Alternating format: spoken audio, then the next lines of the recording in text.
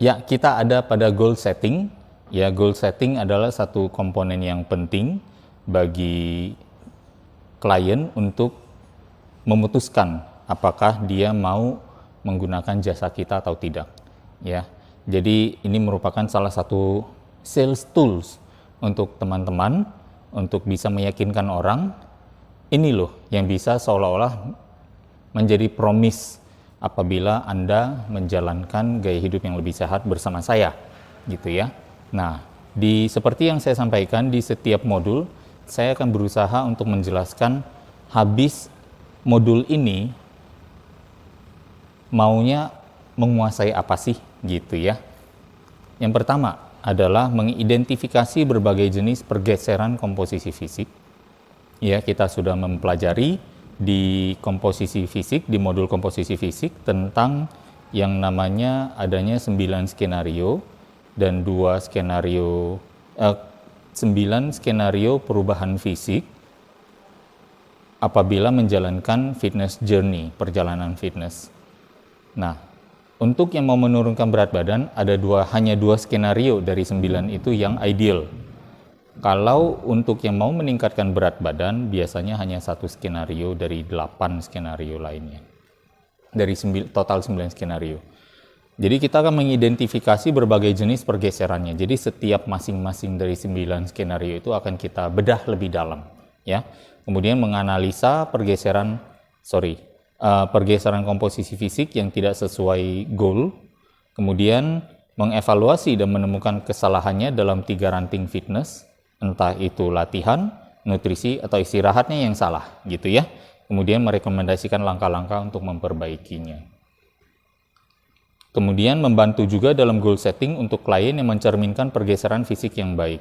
Ya, nggak sekedar menurunkan berat badan atau menaikkan berat badan. Dan sebagai coach bukan saja menemukan kesalahan klien dan memberikan rekomendasi, tapi juga menggali lebih dalam lagi.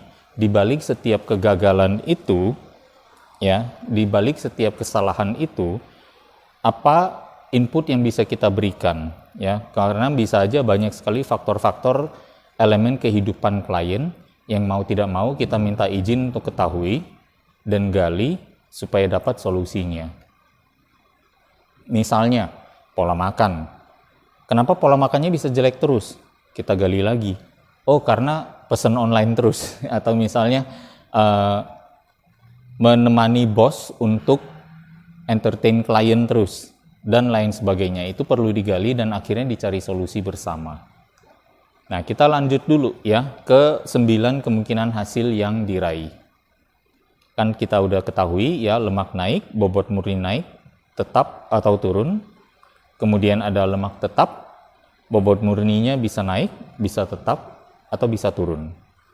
Dan ada juga yang lemak turun, bobot murni naik, bobot murni tetap, bobot murni turun. Nah, 9-9-nya akan kita bedah. Ya. Ini hanya sedikit pengulangan dari modul sebelumnya, ya, di mana ada yang bilang saya mau menurunkan berat badan, sebenarnya hanya 2 skenario itu, lemak turun, bobot murni naik, atau tetap. Atau yang mau menaikkan berat badan biasanya ada di lemak tetap, bobot murninya naik, ya. Jadi itu kondisional sekali. Kalau lemaknya sudah rendah, baru bisa tuh nomor 4 dilakukan. Karena banyak juga, jangan salah, banyak juga yang sudah underweight, berat badannya rendah sekali, katakan di BMI yang lebih rendah di bawah 19, tetapi lemaknya tinggi. Jangan salah, ya, cukup banyak.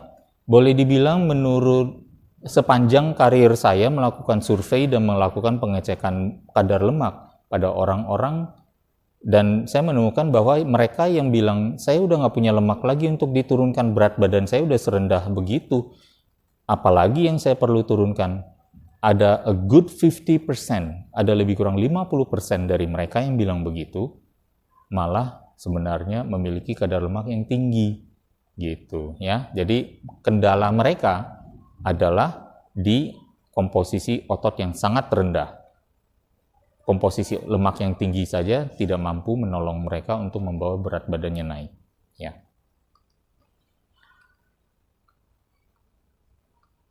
Oke, sekarang kita analisa pergeseran komposisi fisik satu persatu. Lemak naik, bobot murni naik.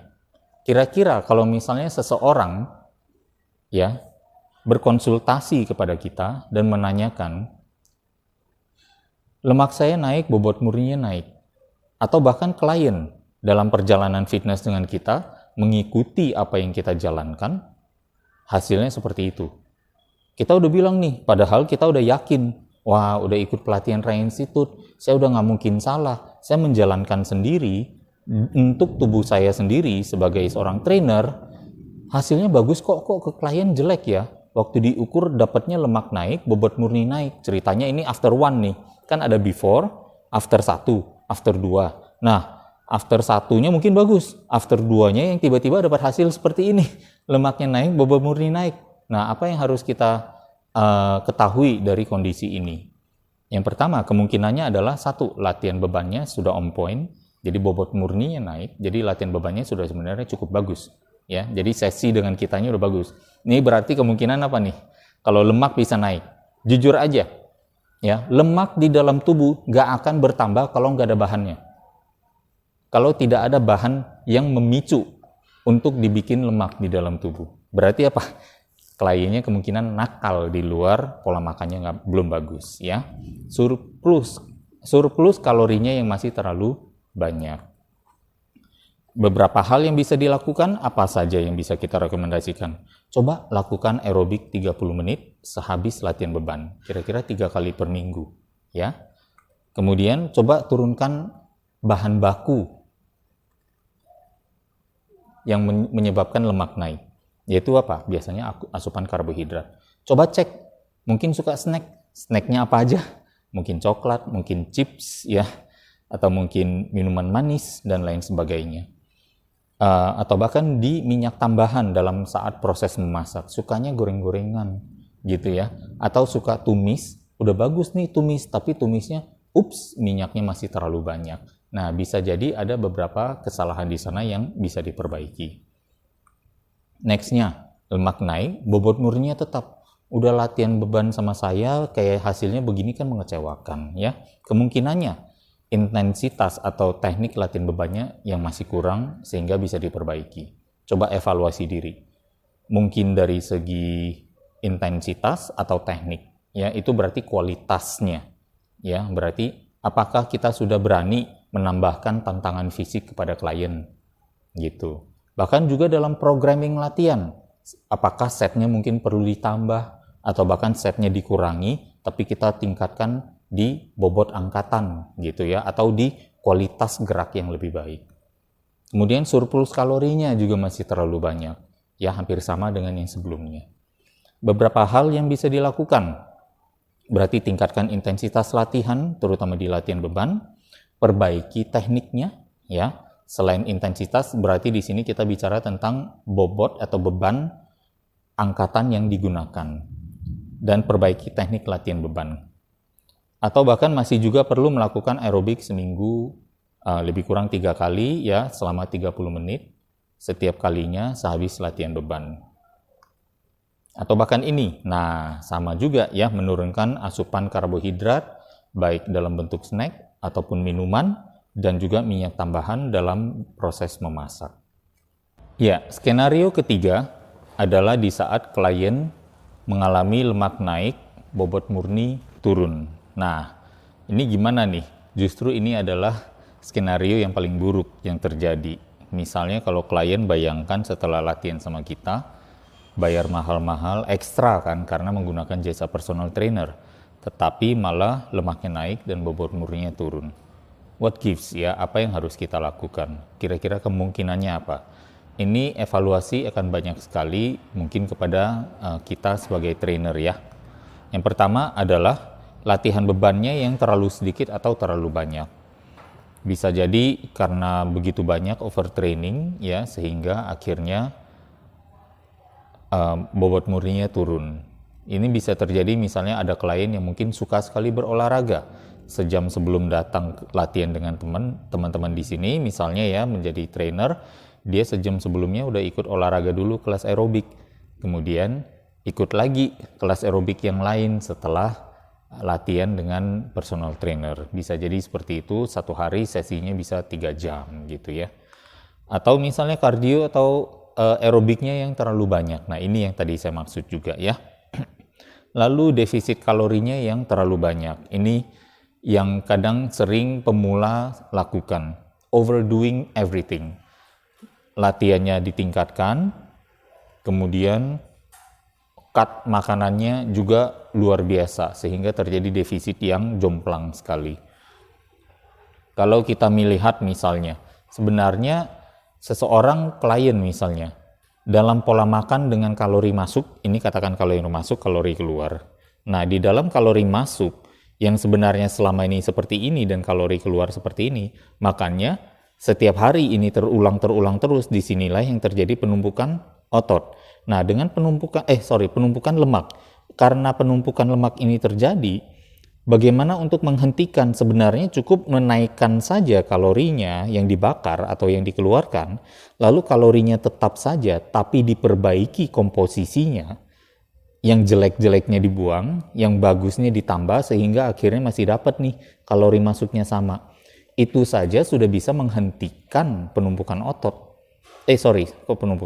Penumpukan lemak. Ya, itu saja sudah bisa menghentikan penumpukan lemak. Bayangkan kalau ternyata aktivitasnya sudah benar, latihan beban sudah bagus, ya, seimbang dengan latihan aerobiknya, kemudian kalorinya dengan sengaja diturunkan juga sedikit dan komposisinya diperbaiki. Nah, ini yang nanti yang akhirnya bisa memberikan hasil yang lebih bagus. Jadi kita juga perlu melihat ke sana bahwa apa sih fenomenanya, yaitu kalori defisit yang terlalu drastis. Kebanyakan klien merasa defisitnya itu harus 1000 per hari. Nah, kalau 1800 kalori per hari dan itu berlangsung sampai 3 bulan, 90 hari, terlalu kronis. Tubuhnya akan menciptakan mekanisme yang namanya defensive mechanism. Tubuh kita terlalu pintar untuk kita tipu dengan cara seperti ini, ya, atau kita rugikan dengan cara seperti ini. Jadi kita juga harus bijak bahwa ikutilah sesuai dengan peraturan tubuh kita, bahwa kalau defisit jangan terlalu banyak dan juga jangan terlalu lama.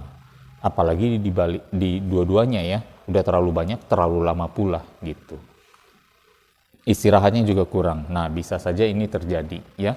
Istirahat kurang, terutama kualitas tidur dan kuantitas tidur, sudah berhubungan dengan yang namanya kenaikan resistensi insulin. Kalau resistensi insulin meningkat, itu adalah gerbang dari salah satunya penumpukan lemak. Nah, jadi di sini kurang tidur aja bisa menimbulkan lemak naik. Tapi pada saat yang sama, kurang tidur ya juga bisa menyebabkan pertumbuhan otot terhambat atau bahkan tidak terjadi. Mengapa? Karena istirahat adalah saat otot tumbuh, saat tubuh memproduksi atau mereparasi otot-otot yang rusak dan menggantinya dan membuat menjadi lebih tebal atau hipertrofi atau kenaikan komposisi otot. Jadi kurang istirahat adalah pisau bermata dua, ya. Bisa menumpuk lemak, membuat tubuh mudah menumpuk lemak, bisa membuat tubuh mudah untuk mengikis otot atau bahkan tidak terjadi yang namanya pertumbuhan otot atau menggagalkan pertumbuhan otot terjadi.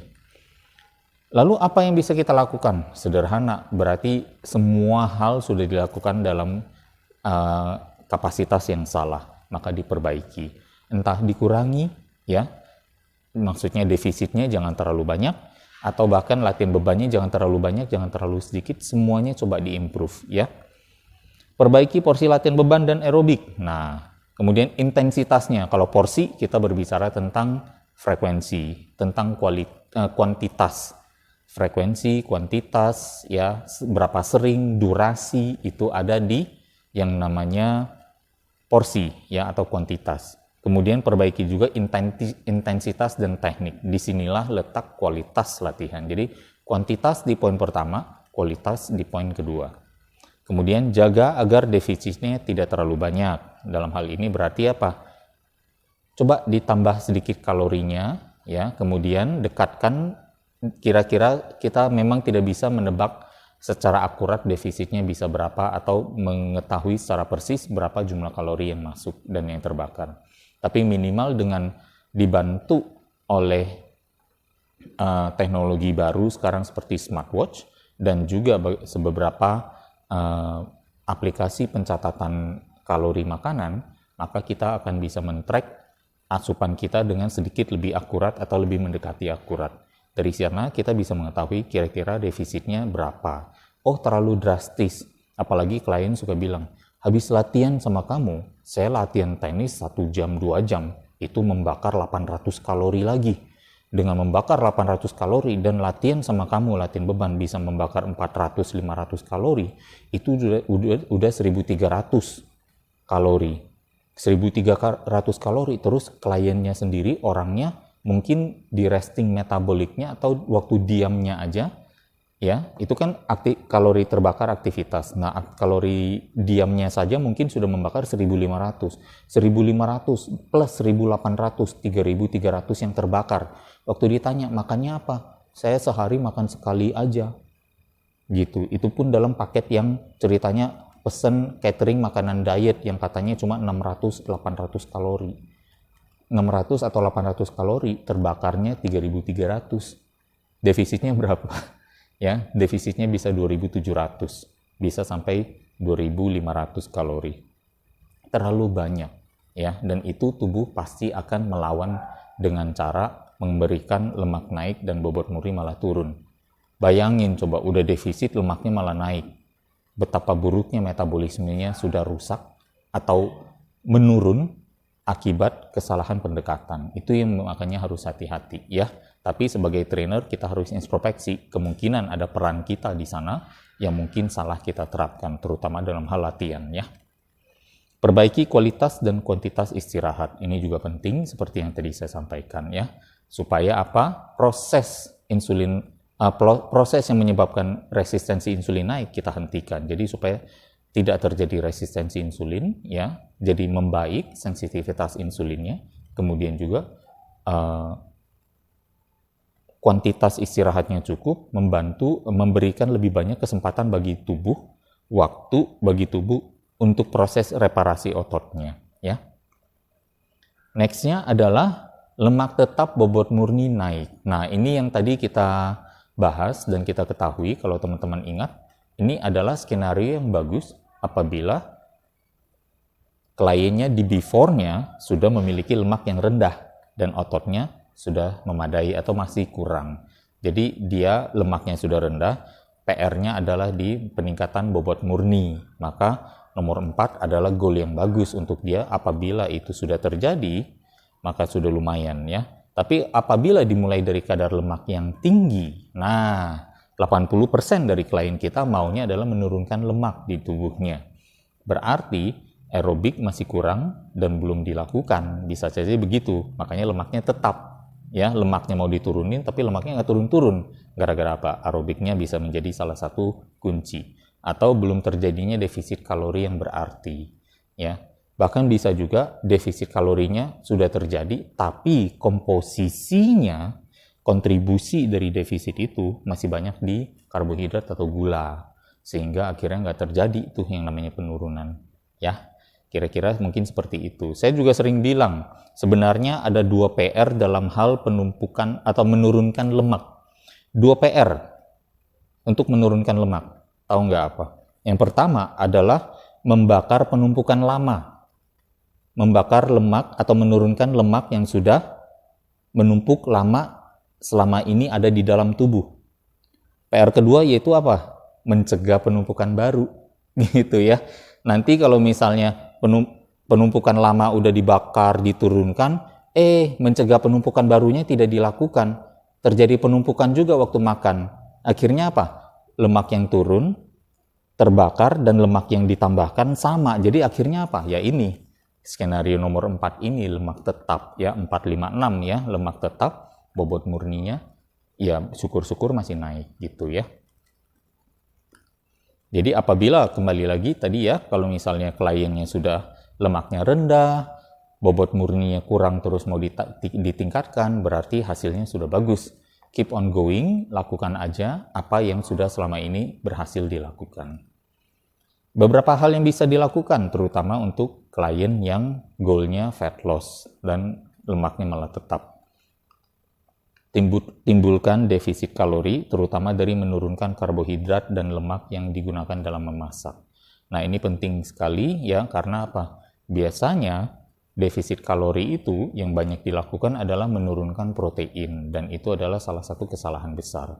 Maka yang perlu diturunkan di sini adalah karbohidrat dan lemaknya. Lemak dari mana? Lemak terutama dari penambahan masak. Ya, kemudian karbohidrat dari mana? Kebiasaan snacking maupun minum minuman yang manis. Nah, itu semua dibersihkan, ya.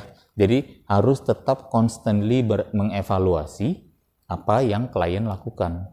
Terkadang sebenarnya kita sebagai trainer menetapkan misalnya, yuk latihannya seminggu 3 kali. Sekaligus setiap kali latihan dengan kita selalu monitor makannya bagaimana selama ini. Nah, dia akan merasa, nggak enak hati nih, tiap kali ketemu jawabannya makanannya jelek terus, gitu. Nah, di saat itu sebenarnya kita bisa membuat disclaimer nih, Pak, Bu, kalau misalnya makannya kayak begini, latihan sama saya jadi sia-sia. Yang sudah terbakar malah ditumpuk lagi, kesannya nggak ada hasil, salahnya di saya. Padahal saya sudah membantu di proses menurunkannya. Bapak, Ibu, waktu di luar sana yang harus bertanggung jawab untuk mencegah penumpukan baru itu, ya kan? Nah, kira-kira mungkin seperti itu. Kemudian coba tambahkan sedikit sesi aerobik ya, misalnya 30 menit ya, 3 kali per minggu di akhir setiap sesi latihan beban. Nah, coba melakukan hal sesederhana ini saja, bisa jadi nanti skenario nomor 4 ini bisa berubah ya, akan diperbaiki terutama untuk klien yang goal utamanya menurunkan lemak. Next ya, lemaknya tetap, bobot murni tetap. Nah, ini dia. Ya, hampir sama sebenarnya dengan skenario nomor 4, terutama untuk klien yang mau menurunkan berat badan ya, atau kadar lemaknya. Kemungkinannya yang terjadi adalah apa? Intensitas latihan beban dan aerobiknya belum tepat. Frekuensi olahraganya masih terlalu minim, atau jarak antar sesinya masih terlalu jauh, atau kurang konsisten. Ya, terkadang kita sudah melatih di sesi itu dengan bagus, klien merasa puas, karena dia pikir, wah efektif banget nih latihannya. Saya berarti bisa menghemat dong, nanti saya sesi berikutnya agak lamaan dikit, ya, seminggu sekali atau 2 minggu sekali, yang nggak dapat hasilnya. Ototnya nggak naik-naik, bobot murninya tetap saja, lemaknya juga tetap. Ya mungkin dia di sini menjaga pola makannya cukup bagus, sehingga tidak terjadi peningkatan lemak. Pola makan belum berubah, nah itu juga bisa ya. Tapi biasanya memang sudah terjadi perubahan pola makan sehingga lemaknya tetap ya, karena terutama kita perlu melihat klien dari segi startnya di mana. Kalau selama ini dia sudah bertahun-tahun menumpuk lemak dengan daily terjadinya surplus kalori, kelebihan kalori masuk lebih banyak daripada yang keluar, maka dengan mencegah itu terjadi dengan membuat lemak tetap saja juga sudah lumayan gitu. Jadi lemaknya nggak tambah naik lagi, berarti yang terjadi mungkin asupan di pola makannya sudah mulai membaik gitu ya. Ada yang juga mungkin masih belum berubah sama sekali ya, jadi perubahannya terlalu miniskul atau terlalu kecil untuk tercatat. Beberapa hal yang bisa dilakukan di sini yaitu tingkatkan intensitas latihan beban. Nah, intensitas berarti berhubungan dengan kualitas latihan. Kemudian perbaiki juga teknik latihan beban. Nah, ini juga untuk merangsang supaya bobot murninya meningkat. Terkadang kalau memang ternyata dari sesi frekuensi olahraganya terlalu minim atau jarak antar sesi masih terlalu jauh, dekatkan ya. Berarti bahasanya, Pak, Bu, kayaknya udah nggak cukup nih latihan seminggu sekali atau seminggu 2 kali. Coba yuk ditambahkan, karena apa? Hasilnya akan begini terus nih.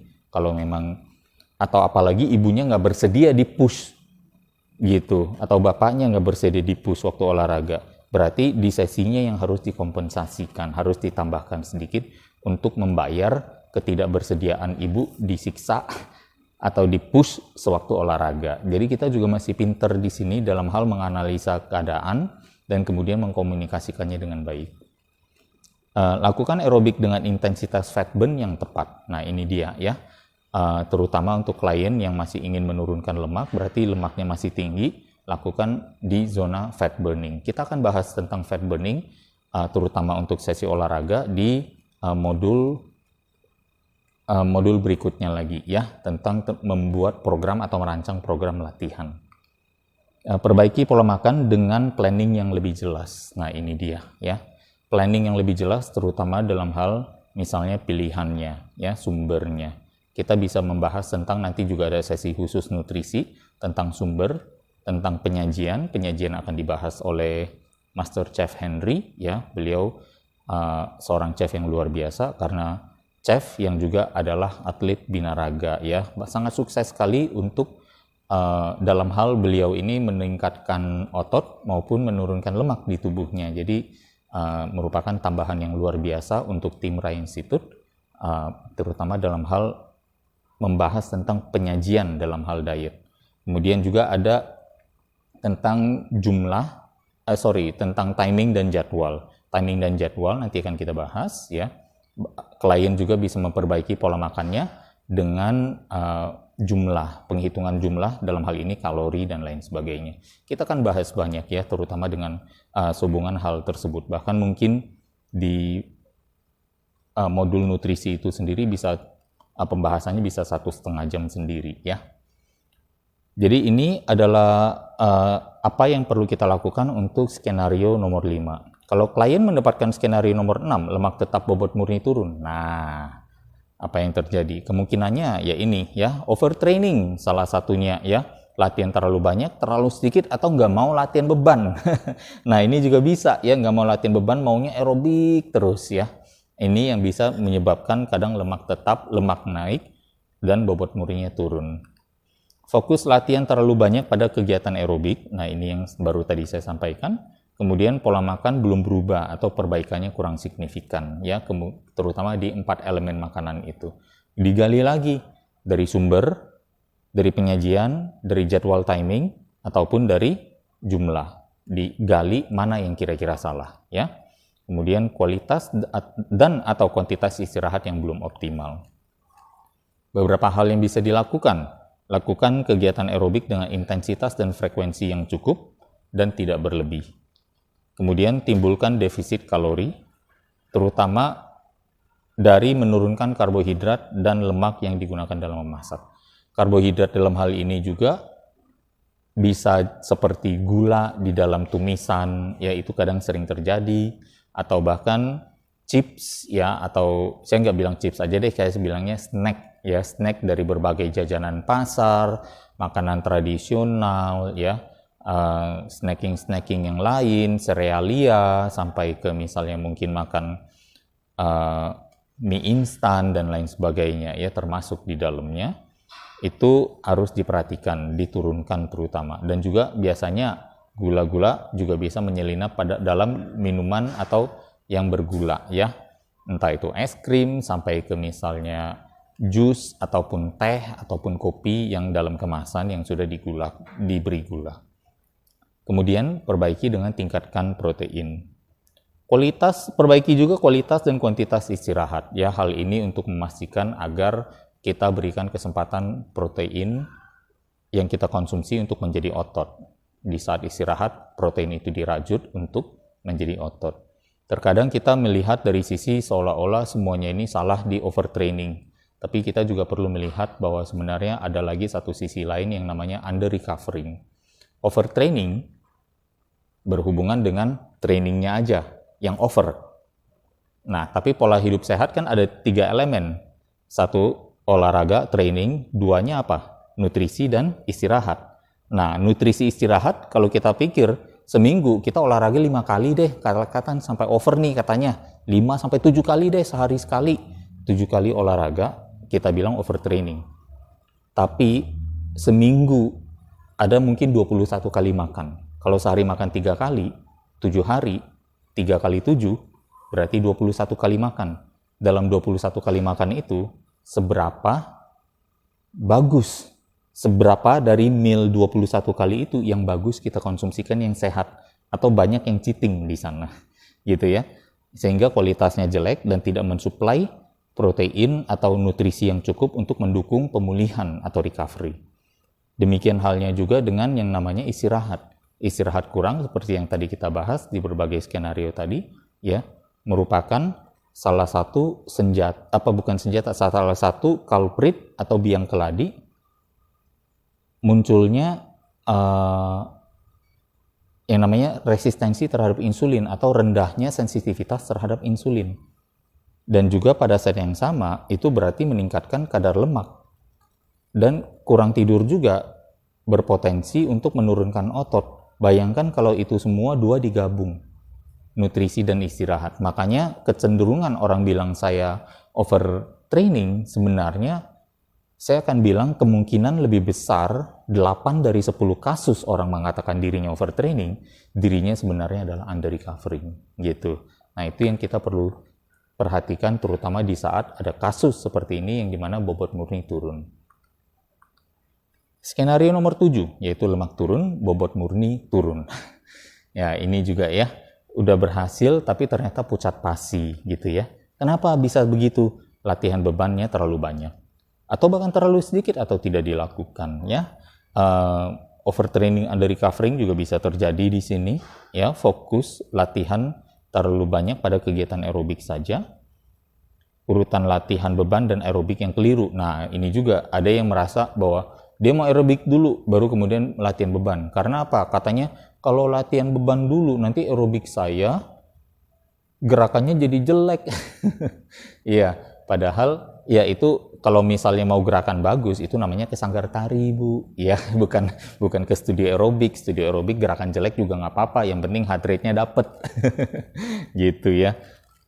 Kemudian defisit kalori yang terlalu besar. Nah, ini juga bisa terjadi. Lemaknya turun, tapi bobot murni juga turun. Komposisi protein dalam pola makannya turun terlalu drastis yang mengkontribusikan pada defisit kalori juga. Kualitas dan atau kuantitas istirahat yang belum optimal. Kemudian apa saja yang bisa kita lakukan? Nah, kurangi kegiatan yang menimbulkan katabolisme.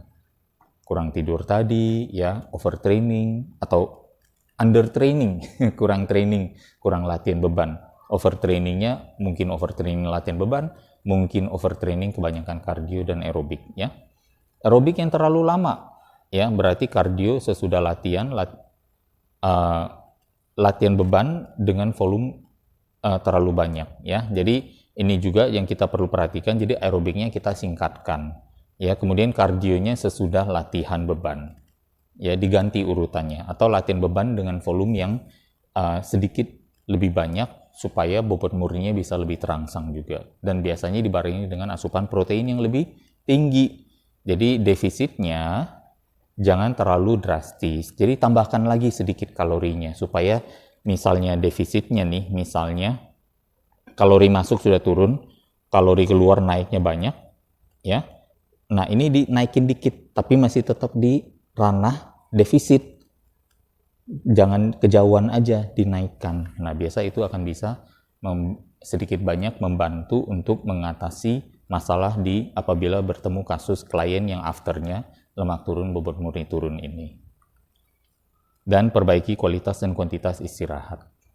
Ya, nextnya semoga terjawab ya tentang evaluasi dan menganalisa pergeseran ya. Semua skenario sudah kita bahas. Kenapa cuma 7? Katanya 9. Nah, itu 9 berarti ada 2 yang bagus dong. Kalau 2 yang bagus ya ini.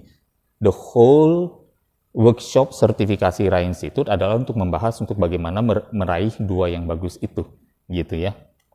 Bobot murni tetap, lemak turun, atau bobot murni naik, lemak turun. Nah, itu 2 skenario yang kita tidak bahas di sini ya.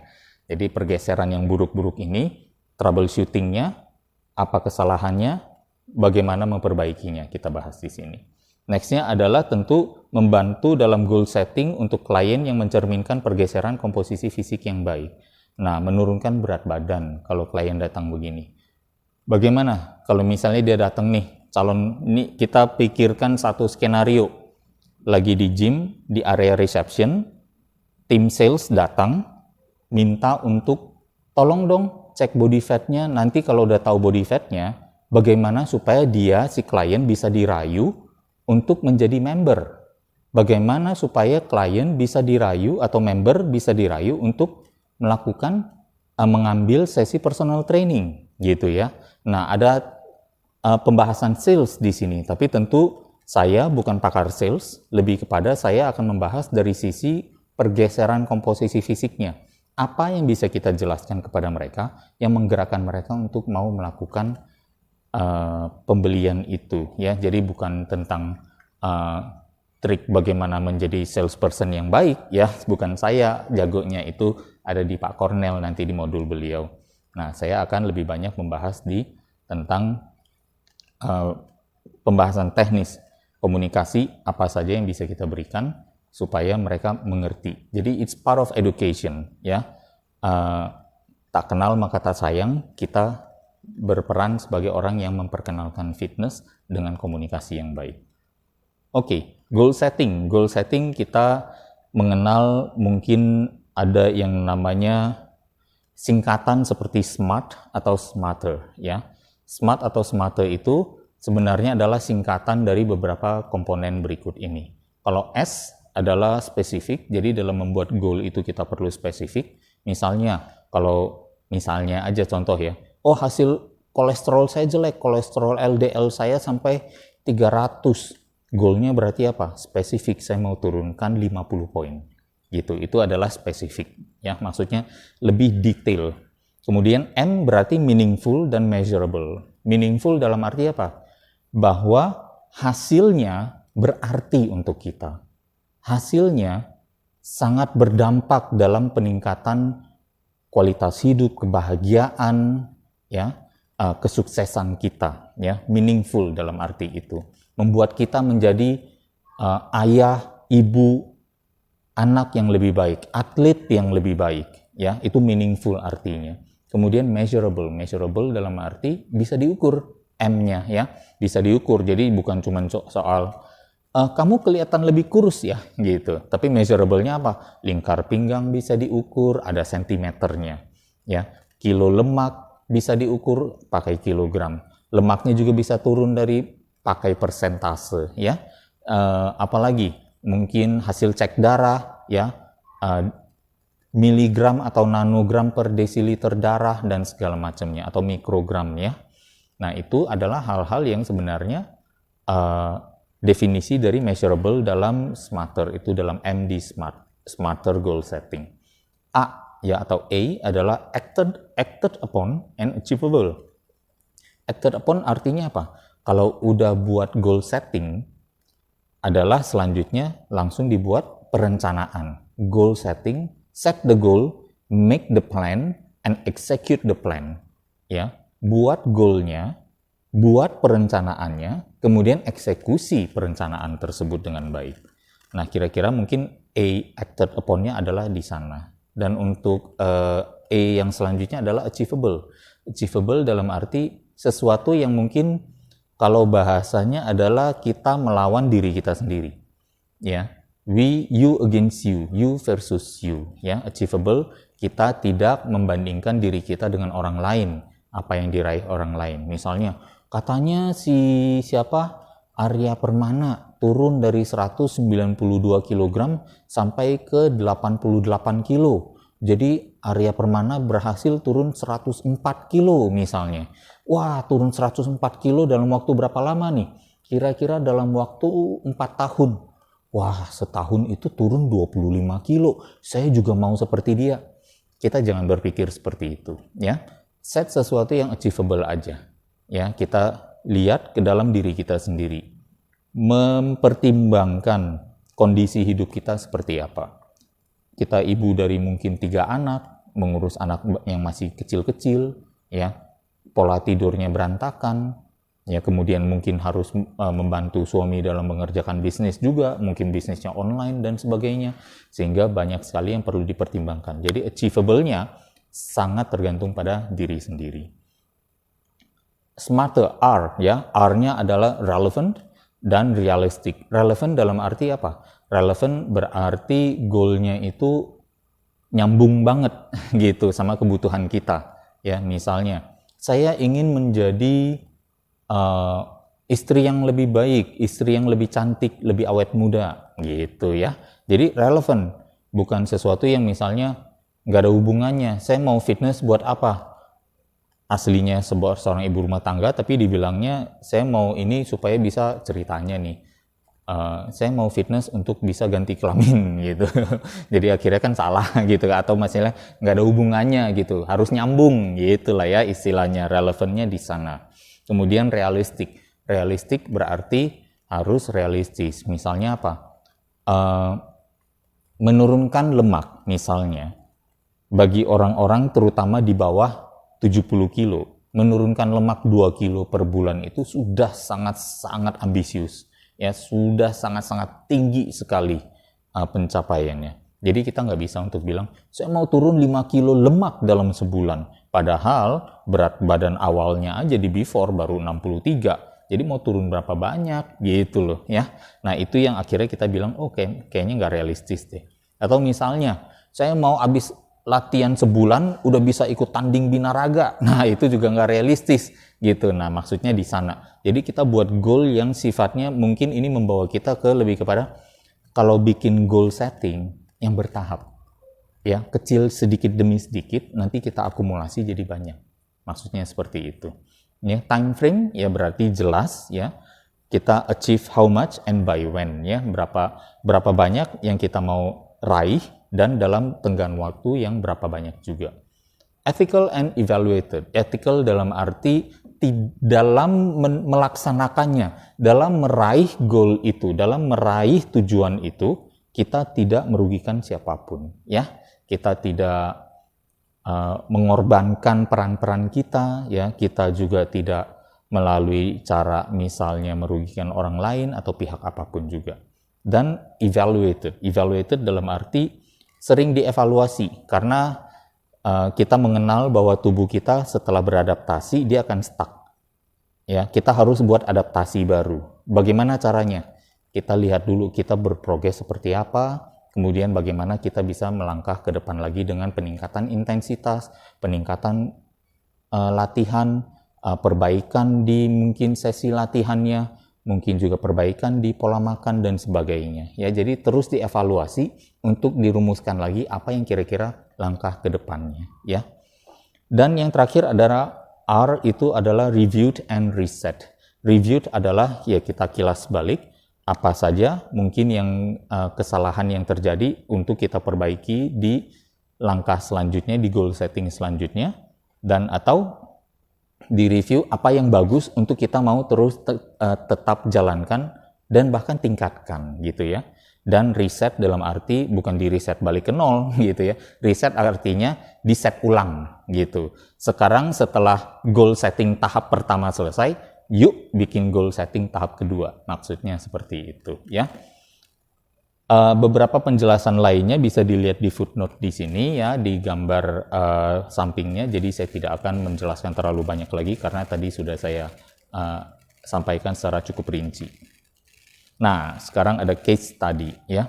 Coba bayangkan kira-kira apa yang Anda akan lakukan seorang member atau calon member atau calon klien wanita umurnya 50 tahun, beratnya 70 kilo, kadar lemaknya 34%. Tipikal banget, ya.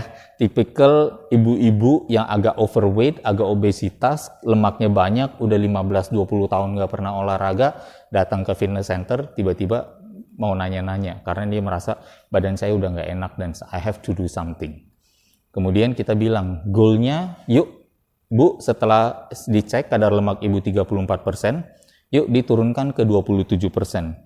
Turunkan lemaknya ya tanpa menurunkan bobot murni. Nah, kan kita tahu ya tadi ada dua skenario. Skenario pertama adalah yang bobot murni tetap, lemak turun. Skenario kedua adalah bobot murni naik, lemak turun. Yang pasti bobot murni naik, lemak turun adalah skenario maksimalis. Maka kita ambil yang minimalis aja. Bobot murni tetap, lemaknya yang turun ya. Kalau bobot murni tetap, lemak turun, pertanyaannya, kita bagaimana bisa jawab ke dia? Di 27% itu, berapa berat badan barunya? Diraih berapa lama? dan sebenarnya berapa kilo sih yang harus turun, kan gitu ya. Jadi ini adalah satu kesempatan bagi kita untuk mempresentasikan dengan lebih smart kepada klien kondisinya, supaya dia tahu, oh iya ya, saya harus turun begitu banyak. Bahkan dengan penjelasan ini kita bisa bilang, Ibu sudah berapa lama mencoba turun mendapatkan hasil seperti di goal setting ini tapi nggak pernah dapat? Sudah berapa lama dan berapa kali? Nggak pernah berhasil, makanya you come to us. Ayo kita bantu, gitu. Maksudnya seperti itu. Jadi ada point of conversation, titik-titik conversation yang kita, atau pembicaraan yang bisa kita angkat untuk membuat mereka lebih tertarik lagi untuk mengambil program, ya. Nah, ini kita ke before dan after nih. Ini adalah logical thought process, ya, proses berpikir bagaimana kita menjelaskan kepada mereka. Ini akan hadir di ujian, ya, goal setting ini, sesi goal setting ini akan hadir di ujian, soalnya akan kira-kira seperti ini juga.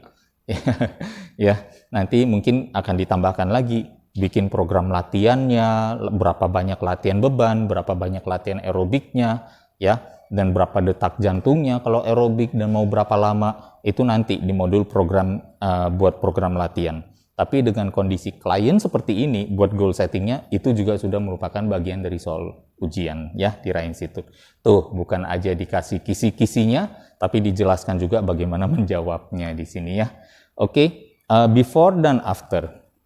Before, nah bayangkan yang biru ini adalah bobot murni, kemudian yang kuning atau krem ini adalah yang namanya, atau coklat muda, ini namanya lemak. Berat badannya kan 70 ya, total itu adalah 100%, lemaknya 34, bobot murninya 66%, berarti sederhana ya, 100% kurang 34 jadi 66. Next, kita kan tadi bilang kadar lemaknya turun ke 27%, tanpa terjadi penurunan bobot murni. Berarti bobot murninya sama. Lemaknya yang turun. Nah, ini adalah berat badan baru di 27%. Dengan kilogram yang sama, persentasenya berbeda. Kok bisa? Iya, karena apa? Ya, 73% ini adalah milik si berat badan baru. Dia bukan milik berat badan lama. Ya, jadi tolong, banyak sekali kesalahan dalam ujian waktu menjawab menghubungkan ini dengan angka lama, angka before. Itu kesalahan besar, ya. Itu langsung nggak dapat nilai itu. Ya, meskipun nanti bikin penghitungannya panjang kali lebar, tapi ternyata salah. Nah, jadi perlu dipahami di sini. Kalau misalnya lemaknya sudah 27%, berarti bobot murninya di persentase adalah 73, meskipun kilogramnya sama. Ya, berarti untuk menjawab ini, kita perlu menghitung semuanya ke dalam kilogram, supaya kita dapat perspektif yang lebih benar. Ya, persentase saja tidak cukup. Kita contoh. Nah, kita kalikan ke 70 kilo, karena 34% ini miliknya 70 kilo. 70 kilo adalah 100-nya kan. Jadi 34% dikali 70 kilo adalah 23,8 kilo. Kita kalikan 70 kilo di bobot murni jadi 46,2. Apa yang bisa kita transfer dari sini ke sini? Kilo bobot murninya kan sama. Bukan persennya kan sudah berbeda. Tapi yang ininya masih sama. Apanya dong yang sama kalau persen berbeda? Pasti di kilogram. Maka kita bisa pindahkan ke sini. Nah, 46,2 kilo, ya. So, bagaimana menemukan jawabannya? Oke, ini saya perkecil supaya ada ruang untuk kita coba buat simulasi matematikanya.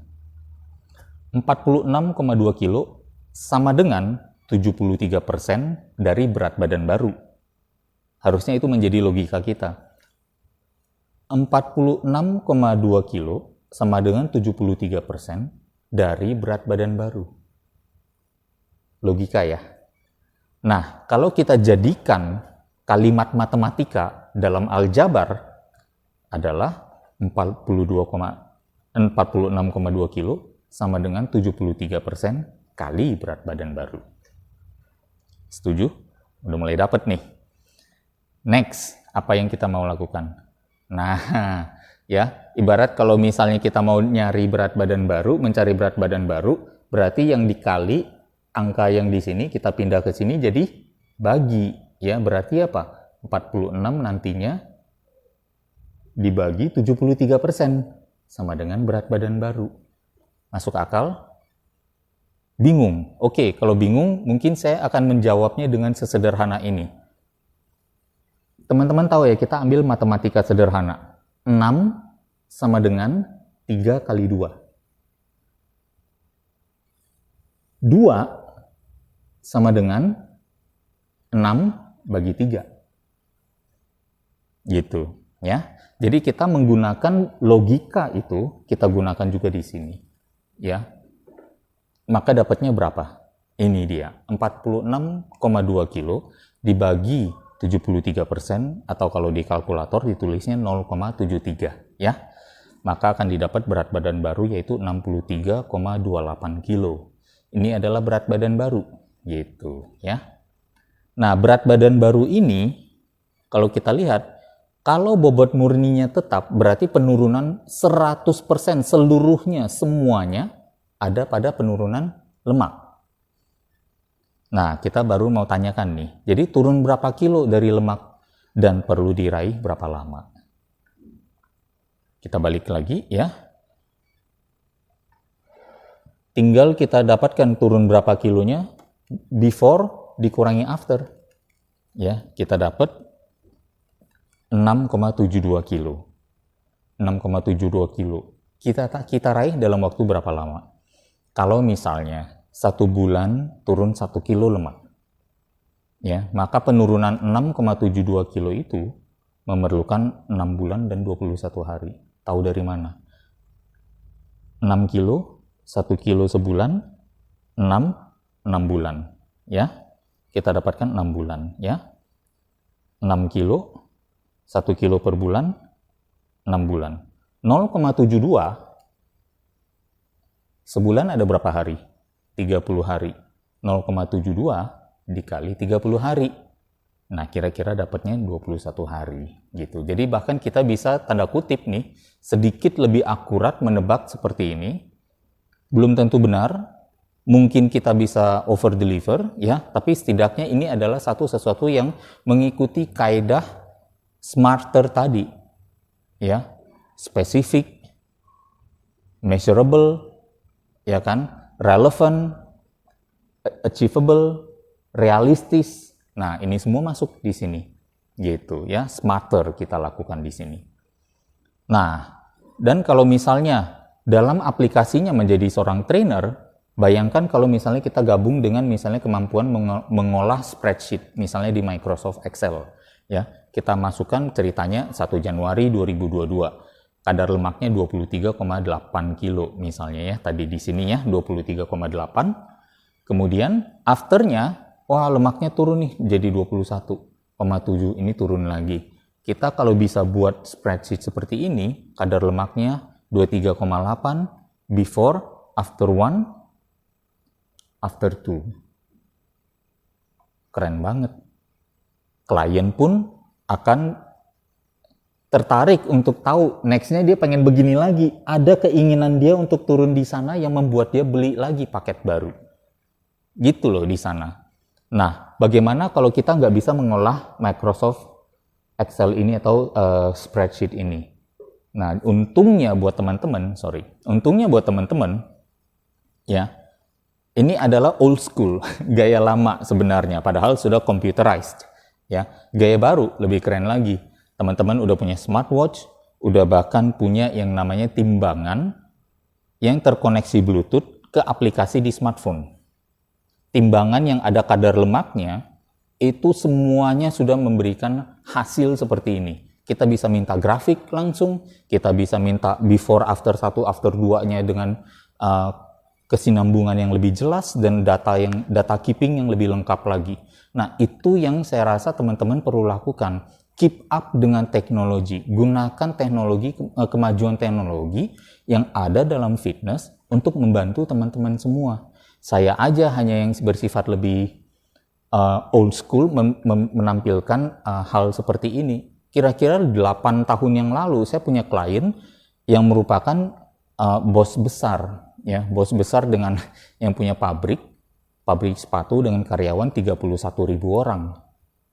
Gitu. Tiba-tiba saya membuat satu presentasi seperti ini, dia merasa bahwa personal trainer saya ternyata membuat laporan selevel manajer atau siapapun atau beberapa direktur yang memang harus bertanggung jawab kepada saya memberikan laporan. Dari situ apresiasi terhadap profesi kita sebagai personal trainer juga meningkat. Dan somehow hal seperti ini membuat kita lebih mudah mendapatkan rekomendasi lagi dari klien yang puas gitu. Jadi ini akan bisa merambat ke banyak sektor, terutama dalam hal mensecure masa depan kita sebagai trainer atau bahkan masa depan pusat kebugaran tempat kita berada. Nextnya adalah menaikkan berat badan. Nah, bagaimana? Ini kan tadi Coach Halim cuma membahasnya di menurunkan berat badan. Bagaimana dengan menaikkan berat badan? Yuk kita lihat ya. Ini ada case study sekarang. Nah, ceritanya pria nih, umurnya 40 tahun, tingginya 170 cm. Beratnya kurus ya, katanya cuma 50 kilo nih, katanya cukup cungkring gitu ya. Kemudian kadar lemaknya udah di 15%. Kalau kita melihat kondisi seperti ini, kita udah otomatis tahu bahwa sebenarnya lemaknya udah bagus. Ya, tapi berarti ototnya yang kurang. Berarti di sini adalah contoh skenario nomor 4 tadi yang kita bahas. Dia perlunya goal setting di lemak tetap, otot naik, bobot murni naik, ya. Berarti di sini kita bantu dengan mengatakan goalnya adalah meningkatkan berat badan ke 55 kilo dengan mempertahankan kadar lemak 15%. Ya. Berapa kilo lemak yang naik? Nah, kok bisa? Kan bukannya lemaknya sama. Ya, persentasenya, tapi kan kilogramnya bisa naik, ya. Karena dia perlu naik di sini. 55 kilo, kan awalnya hanya 50. Gitu. Jadi 15% milik 50 kilo beda dengan 15% milik 55 kilo. Gitu ya. Berarti ada kecenderungan juga kemungkinan berapa kilo lemak yang mungkin dia harus naik. Dan juga berapa kilo bobot murni yang naik dan diraih berapa lama. Sebenarnya penghitungan ini malah lebih sederhana daripada yang tadi untuk menurunkan lemak dan menahan bobot murni. Coba nih. Nah, ini logikanya. Logika visual ya. Ini dia. 50 kilo before, lemaknya 15%, bobot murninya 85%. Ya, dari 100% kurang 15. Kita naikkan sedikit nih. Jadi 55 kilo. Nah, 1585 juga. Bener kan? Lebih enak, gampang hitungnya. Karena apa? Persentasenya sama, hanya jangan salah beri nomor ya di totalnya. Yuk kita lanjut lagi. Nah, bagaimana kita menyikapinya? Ini misalnya 50 kilo ya di before adalah 15% plus 85% ya, karena 50 kilonya 100%. Jadi bobot lemaknya adalah 15% kali 50 kilo dan kita dapatkan 7,5 kilogram. Sementara bobot murninya adalah 85 kilo dikali 85% dikali 50 kilo sama dengan 42,5 kilogram. Dan di afternya sama juga 15% plus 85. 15% dari kali 55 kilo adalah 8,25 kilo. Sementara 85% kali 55 kilo adalah 46,75 kilogram. Berarti apa? Tinggal kita lihat selisihnya berapa. Lemaknya perlu naik 0,75 kilo. Bobot murninya perlu naik 4,25 kilo. Ya. Nah, ini adalah hasil printout beberapa alat-alat pengukuran komposisi tubuh ya yang sifatnya digital. Ini kita bisa lihat bahwa sebenarnya teman-teman sudah sangat terbantu, bahkan dengan printout ini sudah bisa diketahui misalnya dengan klien umur 61 tahun, tingginya 176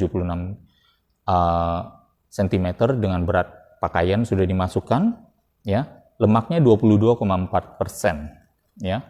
Ototnya sudah dapat semua, visceralnya sudah dapat juga. Dan di sini kita bisa melihat mereka sudah ada indikatornya. Yang di 0 ini adalah normal. Dilihat 0 berarti normal. Lemaknya sudah mungkin normal menjelang sudah mau masuk dekat borderline, ya. Kemudian di BMI-nya juga bagus, ya. Visceral fat rating-nya, lemak organnya juga bagus, ya. Lemaknya sudah cukup rendah. Ototnya juga medium, ya. BMR-nya juga medium. Jadi fisik rating-nya cukup standar di sini. Jadi adanya perhitungan-perhitungan seperti ini yang sudah terbantukan seperti ini, teman-teman mesti bisa membaca untuk klien. Dan kebanyakan mungkin ada yang visceralnya bisa banyak, lemaknya kelebihan, plus di sini kita bisa langsung berikan lingkar merah di sini, tubuh di sini dan di sini nih. Ototnya tuh terlalu dikit, lemaknya kebanyakan. Nah, ini yang akan membantu teman-teman dalam menjual sesi personal training dan membership. Nah, ini yang sedikit lebih canggih lagi dan sedikit lebih lengkap, ya. Ada di sini tentang muscle mass, ya. Kemudian ada body fat mass, ya. Kita bisa lihat ini klien yang sudah lebih tinggi, udah melewati normal, ya. Sementara skeletal muscle mass-nya, otot rangkanya masih borderline sedikit di bawah normal. Nah, kita akan bisa bilang, Bu, ini ototnya kedikitan, ya, lemaknya kebanyakan, gitu. Jadi membantu mereka membaca ini sudah sangat mudah karena sudah ada tertulis under, normal, over, gitu. Dan perlu melihat apa yang bisa dilihat. Bahkan di sini juga sudah tercatat semua nih, sampai kalau tidak salah ada resting metaboliknya, basal metabolic rate, ya. Waktu istirahat membakar berapa kalori selama 24 jam, itu semua sudah tertera. Jadi sudah sangat membantu kita untuk menjelaskan kepada klien goalnya seperti apa kira-kira, ya. Dan kemudian ada parameter lain nggak kalau ternyata di gym kita mungkin di pelosok belum punya alat-alat seperti itu? Bisa, ya, kita bisa gunakan misalnya lingkar tubuh. Nah, lingkar lengan, lingkar paha, lingkar pinggang, lingkar perut, lingkar pinggul. Bayangkan, ya, pinggang dan perut bedanya apa? Kalau perut ada di pusar, lebih kurang 1 cm di bawah pusar. Kalau pinggang ada di lekuk paling kecilnya. Lekuk terkecil di bawah pusar itu lekuk terkecil pinggang, di bawah pusar adalah perut, ya, kemudian ada lengan, kanan kiri, paha kanan kiri, ya, pinggul juga, kemudian hasil medical check up misalnya, kolesterol, ya, HDL, LDL dan total, trigliserid darah, lemak darah, asam urat, HbA1c atau gula darah, indikator diabetes, ya. Atau bahkan visceral fat tadi juga, ya, lemak organ bisa ditambahkan. Fit test misalnya, kita bisa lihat ada beberapa mesin juga yang memberikan umur badan, metabolic age, ya, apakah mengalami penuaan dini, apakah mengalami yang namanya awet muda, itu bisa diketahui di sini, ya. Metabolic age dan calendar age berbeda, ya. Kalau calendar age kan nambah terus, ini calendar age. Metabolic age kalau lebih tua berarti namanya penuaan dini, tua sebelum waktunya. Tapi kalau kita fitness, kadar lemaknya rendah, ya, metabolic age bisa memuda dan akhirnya bisa lebih rendah daripada calendar age, umur kalender, dan di saat itu kita meraih yang namanya awet muda. Dan ini juga bahkan bisa jadi tool marketing atau tool sales yang lebih powerful lagi daripada kadar lemak, gitu, ya. Jadi ini juga bisa teman-teman dapatkan. Repetisi dan waktu, misalnya, ayo waktu latih, coba aja langsung, Bu, kita push up, Bu. Hari ini bisa push up berapa kali? Setelah berolahraga 2 bulan, sebulan, afternya bisa push up berapa kali? Jangan kaget, peningkatannya bisa luar biasa. Saya pernah bertemu satu kasus, satu bapak-bapak iseng-iseng saya beri motivasi untuk olahraga push up. Saya hanya bilang, setiap hari lakukan push up sebanyak yang Bapak bisa. Hari pertama hanya bisa 3 kali. Non-stop sekali jalan. Diusahakan terus olahraganya, yang penting nggak putus. Setiap hari ada olahraga, tidak peduli mau programnya seperti apa. Di hari ke-30, Bapak ini sudah bisa push up 21 kali. yang berarti terjadi peningkatan 700% repetisi push up. Nah, itu kan satu cara komunikasi, satu cara penghitungan yang orang kadang suka tidak sadari, dan ternyata sedemikian hebat perkembangan yang saya bisa raih dalam waktu 1 bulan. Iya deh, saya mau coba lakukan lagi, lanjutkan lagi. Maksudnya seperti itu. Karena biasa orang bisa lanjut karena apa? Menyukai hasilnya, karena hasilnya tepat, ya. Dan juga bahkan resting heart rate. Resting heart rate adalah jumlah detak jantung per menit saat istirahat. Kalau angkanya lebih rendah, merupakan indikator, dan tubuh sehat ya, merupakan indikator jantung yang lebih kuat. Gitu. Jadi kita nggak hanya semata-mata menggunakan medical check up, tapi kita bisa menggunakan fit check dan circumference lingkar tubuh, ya, cek lingkar tubuh untuk mendapatkan parameter-parameter lain. Saya rasa di pelosok-pelosok untuk mendapatkan medical check up ke laboratorium sudah gampang. Kalau susah pun kita masih bisa menggunakan meteran, ya, meteran yang konveksi tuh buat ukur baju dan segala macam bisa kita gunakan di sini, ya, dan penghitungan push up dan lain sebagainya juga bisa kita lakukan. Ya, sebagai coach juga bukan saja menemukan kesalahan dan memberikan rekomendasi, tapi juga menggali mengapa seseorang klien tidak melakukan apa yang diminta atau diinstruksikan atau direkomendasikan oleh PT. Misalnya faktor non-teknis di luar ranting fitness, ya, hal apa yang menghambat konsistensi dalam berolahraga. Apakah mungkin nature pekerjaannya itu banyak meeting dan banyak harus keluar kota sehingga meninggalkan tidak bisa memiliki rutinitas ke pusat kebugaran tempat kalian berada, ya, atau hal apa yang menghambat konsistensi dalam berpola makan. Apakah itu manajemen waktu, apa itu karena saking gak ada waktunya akhirnya seringnya mesen online dan tidak tahu bagaimana memesan makanan online yang sehat, gitu ya. Atau bahkan paparan toksisitas di lingkungannya yang dialami. Apakah bisa jadi dari medikasi yang dijalankan, atau mungkin karena kualitas tidurnya kurang bagus, karena mungkin di dekat rumahnya selama ini ada misalnya tingkat berisik yang cukup besar, gitu ya, yang membuatnya sulit tidur dan lain sebagainya. Ataupun misalnya meskipun kecil, apakah ada misalnya faktor genetik. Nah, itu beberapa hal yang kita bisa tanyakan secara kontinu untuk gali dapatkan beberapa halangan yang dialami member, dan kita berempati di sana supaya mereka merasa bahwa ada koneksi di sana, ada understanding di sana. Ya, sehingga meskipun ini adalah tag team atau partnership atau teamwork, ya, trainer hanya menyediakan yang namanya blueprint, petanya aja. Si klien yang harus menjalankan untuk tiba di tujuan. Kita hanya memberi peta, gitu.